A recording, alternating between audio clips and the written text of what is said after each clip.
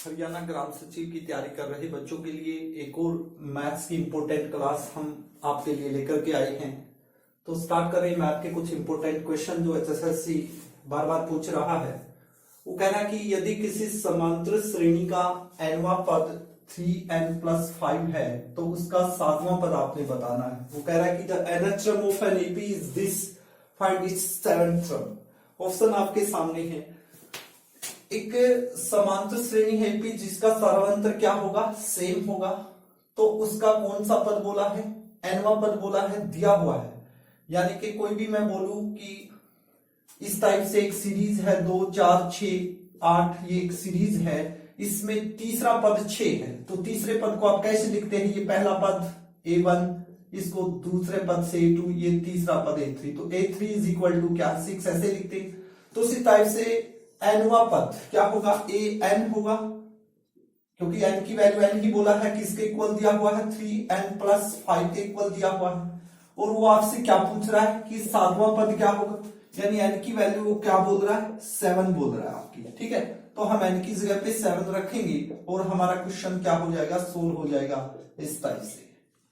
7 की 3 से मल्टीप्लाई करेंगे तो 21+5, तो आंसर क्या आ गया अपना 26, जो हमारे किस ऑप्शन में है, सी ऑप्शन में है। तो इस टाइप के क्वेश्चन बार बार एग्जाम में आ रहे हैं। दूसरा क्वेश्चन है कि 5 और 25 के बीच 3 समांतर माध्य क्या होंगी। क्या बोला है उसने, 5 बोला है और 25 बोला है, इसके बीच में क्या बताने हैं, 3 समांतर माध्य, यानी कि जिनका सारा अंतर क्या हो। समांतर माध्य क्या होता है, एपी मीन, 3 बताने हैं इस टाइप से आपने। ठीक है, किसके बीच होने चाहिए, 5 और 25 के बीच होने चाहिए। क्या ये 5 और 25 के बीच है, 5 आया हुआ है, इनके बीच होने चाहिए, ये ऑप्शन तो हो ही नहीं सकता। 15 और 25, ये 25 आ गया, 25 भी होना चाहिए, इनके बीच होना चाहिए, इससे पहले होना चाहिए था, तो ये भी नहीं हो सकता। तो हमारे पास 2 ऑप्शन बचे हुए हैं, इनमें से आंसर होगा। अब निकालते कैसे हैं, तो अर्थमेटिक मीन जैसे हम क्वेश्चन करते थे 6 7 8 9 में आते थे माध्य के, तो उसी टाइप से आपने करने हैं, वही फॉर्मूला, आंकड़ों का योग बटे आंकड़ों की संख्या। अब 3 बताने हैं, देखिए एक ये है और एक ये है। यदि मैं इन दोनों को जोड़ता हूं, 25 और 5 मिलके कितना हो गया 30, कितने हैं ये दोनों, 2 टर्म है, तो 2 से भाग करता हूं तो मेरी बीच की वैल्यू आ जाएगी, यानी माध्य आ गया, तो मेरा बीच वाला आ गया। ठीक है, 15। अब मैं यदि इसको और इसको जोड़ता हूं तो 5 + 15 से मेरा क्या हो गया, 20 हो गया। ठीक है, 20 को जब 2 से भाग करता हूं तो कितना आएगा, 10, तो मेरा ये आ गया 10। एक 25 है और एक 15 है, इन दोनों के बीच कौन सा आएगा, 15 और 25 मिलके कितना हो गया 40, 2 से भाग करूंगा तो कितना आएगा 20, तो मेरा ऑप्शन आ गया, मेरे आंसर आ गए 10 15 और 20, जो मुझे कहां नजर आ रहे हैं, सेकंड ऑप्शन में नजर आ रही है। तो इस टाइप से क्वेश्चन आते हैं। नेक्स्ट क्वेश्चन की ओर देखिए, वो कह रहा है कि n पदों का जो योगफल है वो n² + n है, तो सारा अंतर क्या होगा, यानी कि वैल्यू बतानी है d की। अब d क्या होता है, कॉमन डिफरेंस, यानी कि सेकंड में से फर्स्ट को जब सब्ट्रैक्ट करते हैं इस टाइप से, जैसे ये 2 4 6 है, ये एक सीरीज है, यदि हम इसमें से इसको सब्ट्रैक्ट करते हैं तो क्या आता है, 4 में से 2 गई 2, तो ये चीज क्या आती है, ये होता है सारा अंतर, कॉमन डिफरेंस। इसका formula a2 - a1, a3 - a2, इस टाइप से आपके क्या निकलेंगे, कॉमन डिफरेंस निकलेंगे।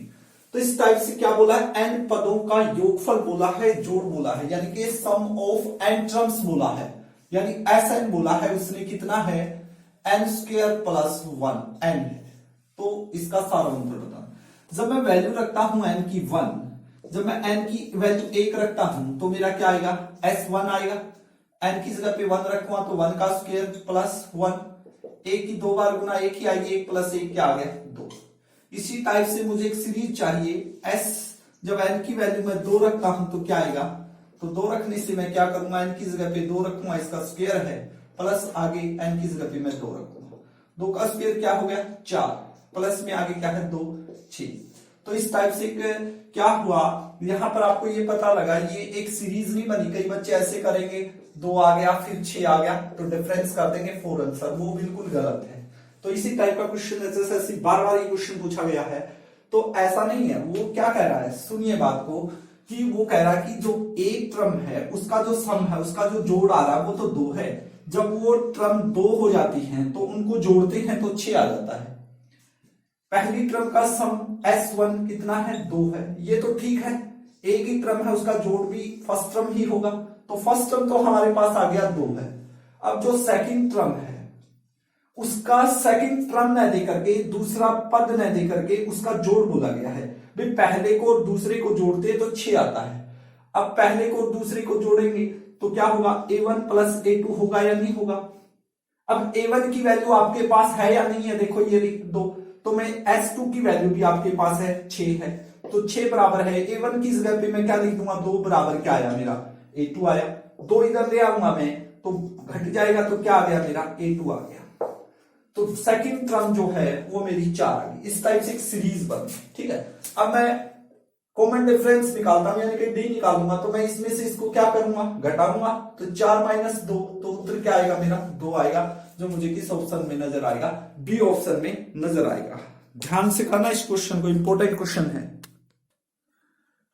नेक्स्ट क्वेश्चन है, वो कह रहा है कि 4 और 64 के बीच 3 गुणोत्तर माध्य बताने हैं। गुणोत्तर माध्य क्या होता है, इसको बोलते हैं short form GP mean, geometric progression, ठीक है। जैसे एपी के अंदर मीन बताने का क्या लॉजिक था, अभी मैंने बताया था आपको। एपी में यदि माध्य दिया हुआ, अर्थमेटिक मीन दिया हुआ है, तो कैसे फाइंड आउट करने हैं। मान लो ये एक इस टाइप से है, DE ऐसे, ठीक है। तो इसमें क्या था, जैसे कि हमने इनका मीन बताना है, यानी कि बी बताना है, तो क्या करेंगे हम, बी किसके इक्वल होगा, a plus c divide by 2 के। लेकिन अब जीपी की बात आती है, तो जीपी के अंदर क्या होगा, मान लो इस टाइप से आपकी जीपी दी हुई है, इसमें आपको सेकंड बताना है, ठीक है। तो क्या करूंगा मैं, a और c की मल्टीप्लाई होगा और वो किसके इक्वल आएगा, b के, और इसका क्या होगा, स्क्वायर रूट होगा। अब यहां पर आपको जैसे 4 और 64 दे रखा है, इसके बीच कितने बताने हैं, जितने बताने, 3 बताने हैं, ये हो गया सेकंड, थर्ड और ये फोर्थ, ये बताने हैं आपको।